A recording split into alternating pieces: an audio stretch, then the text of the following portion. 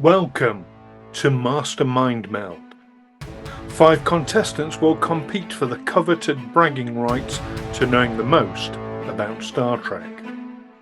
Each will have to answer questions on general Star Trek knowledge as well as their specialist chosen subject. Only 2 will go through to the final, but who will be crowned the Master Mind Melder?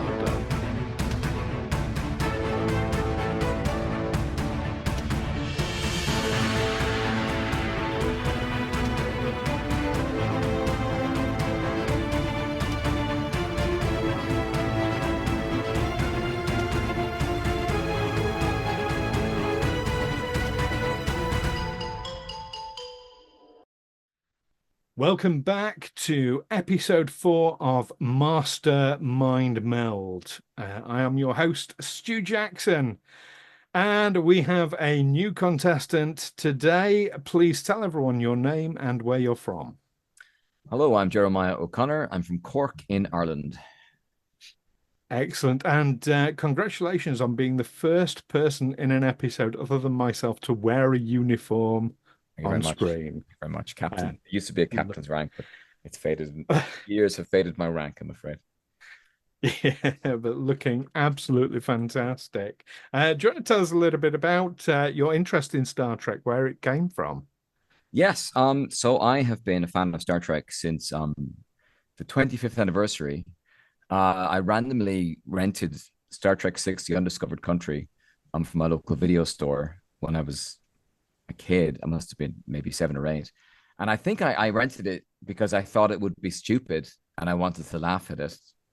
But I ended up falling madly in love with the entire thing and buying a box set of movies, a VHS box set of Star Trek 1 to 5, and slowly discovering the original series and then the next gen, and getting Deep Space Nine, my favorite Star Trek series on VHS as it was released, and became a major fan, beaten up in school for having a Star Trek gang.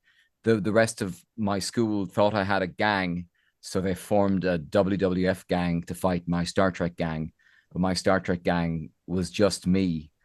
And so it was the entire school chasing me around the yard day after day, which was probably my own fault for bringing in a Klingon dictionary to an Irish school in the 1990s. Is a very ill-advised thing to do.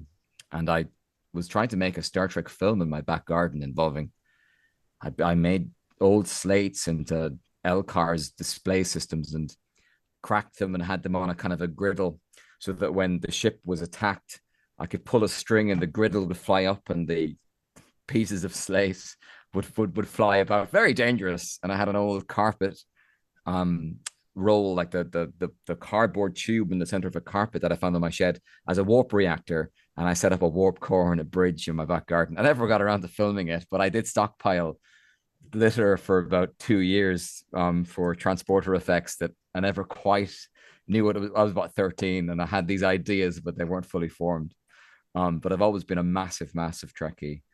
Uh, I think Star Trek pretty much formed my own sense of morality from watching Kirk and Spock and everyone over the years. Yeah. Fantastic. And I love hearing about your planned film. And of course, it's not too late for you to do your own fan film, is it? Because, I mean, it's like easier now, myself, I think. you're a professional actor. Yes, indeed. I'm a professional actor. I work in film and television. Um, I'm currently appearing in a play where I'm playing Picasso for the Camden Fringe called Mar Dora. But I've been in an episode called The Midwife was probably the biggest thing that I've done. But I've done lots of different plays and things. I've contemplated going to Vancouver to see if I could be in Strange New Worlds. That sometimes I think that's the escape strategy in my head. It would be a mad thing to do, but it does pop into the brain every now and then. To be in Star Trek would genuinely be one of the most amazing things in the world. Really, to have a station of one's own on the bridge would be pretty phenomenal.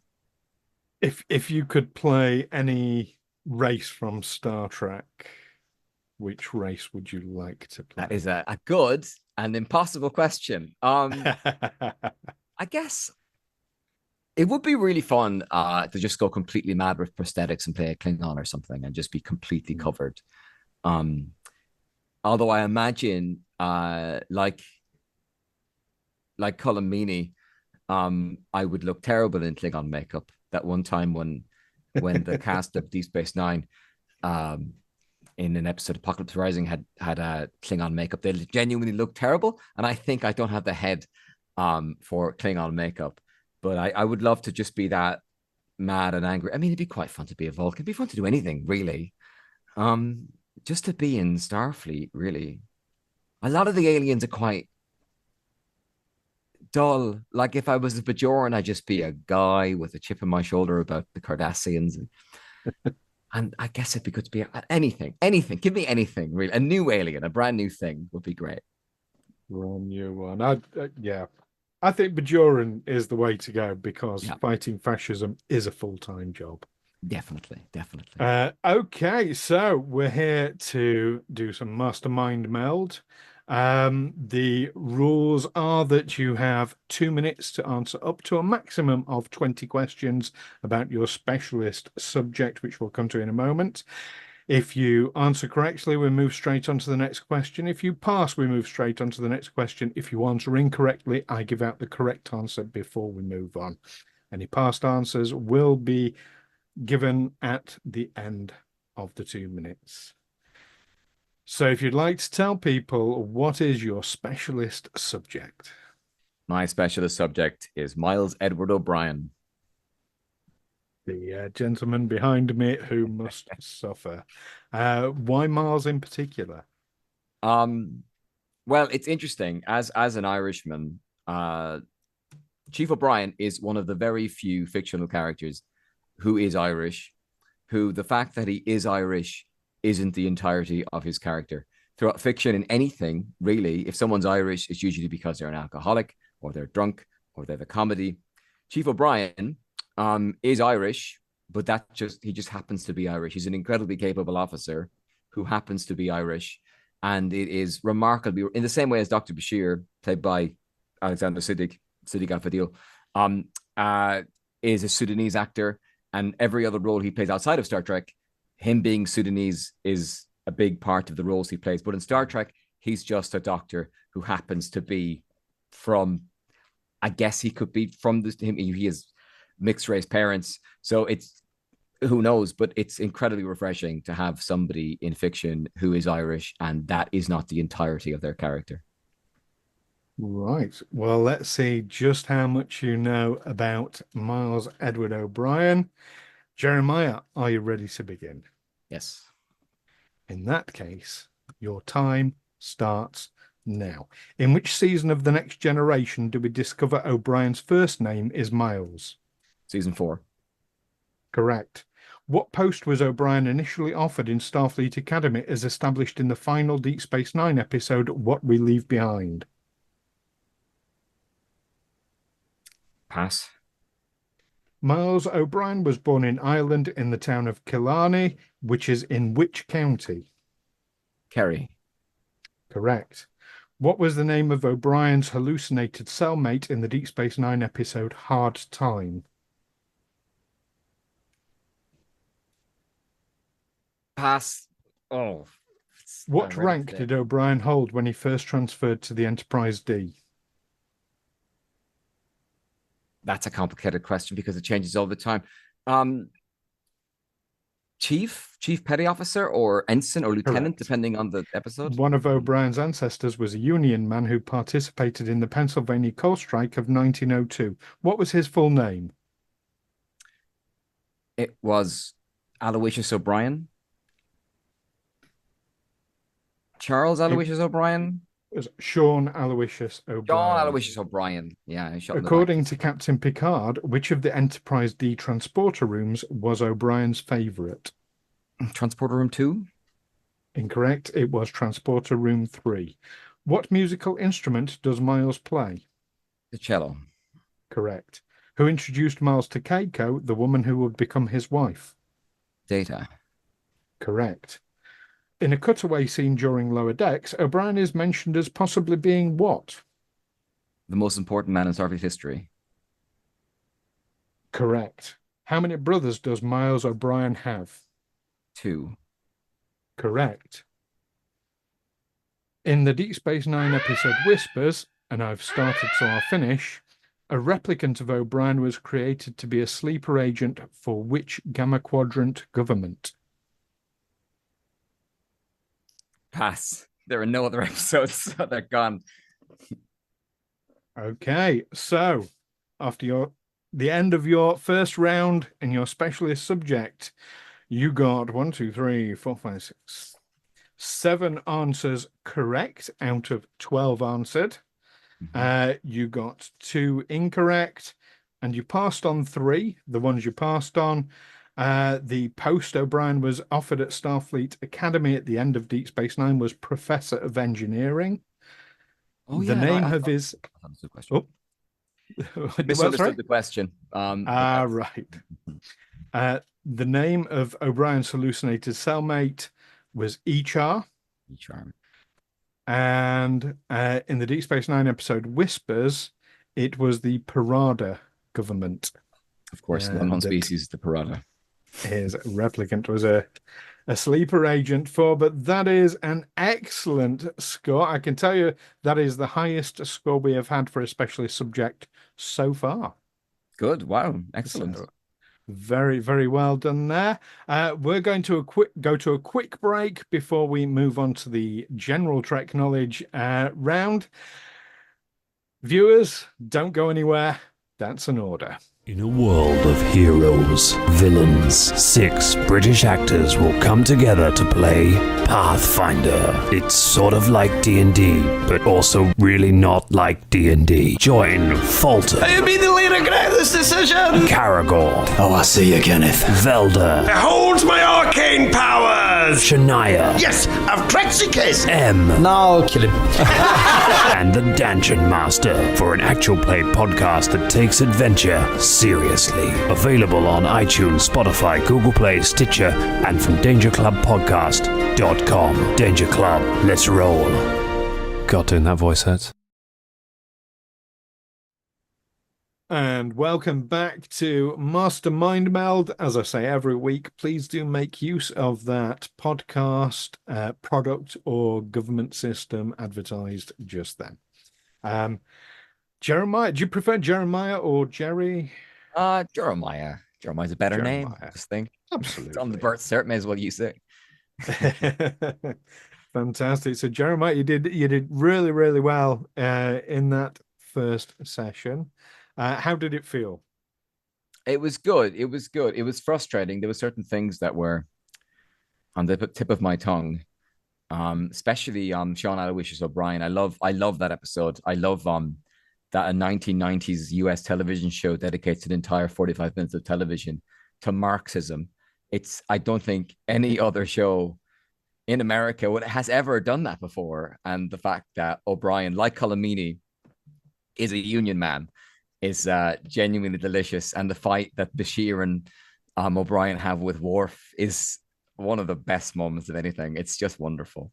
So I can't believe that. I knew it was Aloysius, but Sean, of course it was Sean. What else would it be? Of course it's Sean Aloysius O'Brien. But would you say Deep Space Nine was your favorite series then? Definitely. I love Deep Space Nine. When I was growing up, I think I was a bigger fan of the original series, which is just iconic. It's an iconic piece of television, the original series. I think in a weird way, it's sort of ageless, but a lot of Star Trek feels a bit ageless. But Deep Space Nine, just the way they let characters grow and change and the depth of feeling, and it's just a wonderful, wonderful show. I think it explores.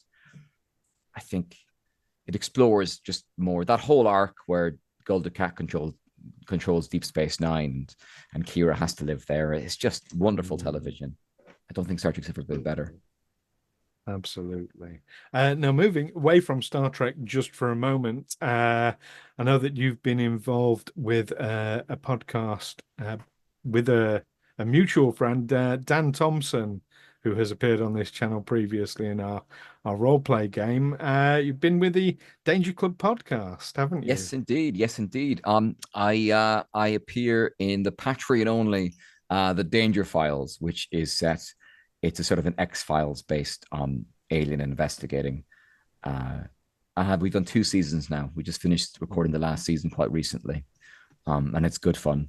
I play a sort of a Clint Eastwood like character, or at least a Clint Eastwood voice that I can manage. But I've known Dan for about 12 years now, and my first game of Dungeons and Dragons, Dan was the dungeon master, and I never played it before. Again, about 10, 12 years ago. And I came up with the name. I believe I came up with the name of the Danger Club in the first place many, many years ago, which, Really? not much of a name, but it was mine. It's God damn it. pretty iconic these days. Danger Club yeah, doing yeah. so very, very well. Interesting. So you're to credit for that. I Really, think really so. good. My memory, so says my memory. I'm sure a few of them would argue that, but I think it was me. I think it was me back in the day. Okay. Well, we'll put a link in the description below for the Danger Club podcast, and in particular the Patreon, so that people can go and listen to your Clint Eastwood-esque voice. Yes. Fantastic. But in the meantime, let's get back to Star Trek and see what your general Trek knowledge is like. Jeremiah, are you ready for this round? Yes, indeed. Then your time starts now. In Strange New World, Spock is played by an actor with a famous grandfather. Who is his grandfather? Gregory Peck. Correct. In the motion picture, it is understood, although not explicitly stated, that Commander Decker is the son of Commodore Decker, who appeared in which original series episode? The Doomsday Machine. Correct. How is a Russian train toilet flush connected to the 2009 Star Trek reboot movie? Pass. We see Hikaru Sulu's daughter in 2 of the movies. One is Star Trek Generations. Which is the other? Star Trek Beyond. Correct. Alexander Siddig, who portrayed Dr. Julian Bashir, has a famous uncle who also played a character on Star Trek. What was that character's name? Pass. I feel like I know this. Pass. Who is the American astronaut shown in the title sequence of Star Trek Enterprise?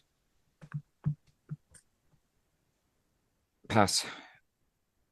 The 23rd century being the timeline for the original series was not established until which movie? Wrath of Khan. Correct. Who was the first Star Trek actor to write a Star Trek episode? Walter Koenig. Correct. The nuclear vessel featured in Star Trek IV: The Voyage Home was the real-life USS Enterprise CVN-65. However, the Enterprise was out to sea during filming, so which vessel was used in its place? Yorktown. Incorrect. It was the USS Ranger CV-61. Oh. In Star Trek Nemesis, Commander Riker comments that he first saw Data on the holodeck trying to whistle a tune, but cannot remember which tune. What is that tune? Pop Goes the Weasel. Correct. And what is Dr. Beverly Crusher's rank? I've started, so I'll finish. What is Dr. Beverly Crusher's rank in Star Trek First Contact? Lieutenant Commander. Incorrect. It was full commander. So, at the end of that round, you scored a total of 2, 3, 4, 6 points, which puts you straight to the top of our leaderboard. Hooray. Congratulations there. You did get 2 incorrect out of the 11 questions answered, and you passed on 3. The ones you passed on, the Russian train toilet flush is connected to the 2009 Star Trek reboot movie by its recorded sound being used for the automatic doors. Okay. Alexander Siddig's famous uncle played Dr. Tolian Soren. Of course, Malcolm McDowell. I knew that. Damn it. And the American astronaut shown in the title sequence of Star Trek Enterprise is Alan Shepard. Of course. Okay. But you've done excellent today. Absolutely fantastic. Hopefully it's been a lot of fun for you. It has. Yeah. It's good to know that some of it's still in there. It really, really is. Although I feel like it's taking up So, space, but so like I say, you're now at the top of our leaderboard and set to come back for the final as it stands at the moment. But in the meantime, where can people find your work if you want them to? yeah, I'm on Instagram under Jeremiah O'Connor, and also on Threads on the Jeremiah O'Connor. I deleted Twitter yesterday, like a lot of people. But my Instagram has a link to my YouTube page where I make a lot of the moment I'm in the middle of making editing travel videos based on lots of journeys I did. I did a long trip in South America in 2022, and I'm making little travel documentaries about that. But my Instagram has links to pretty much everything. Oh, fantastic. And we'll put links to that in the description below as well so that people can find you. But Jeremiah, thank you so much for being on Master Mind Meld. And Thank you very much. as we always say, peace and long life. Live long and Live prosper. long and prosper. Absolutely. Take care for now. And join us next time when we'll be quizzing. I lost my words completely. Let me try that again. Join us next time when we will be quizzing a new contestant here on Master Mind Meld. Take care.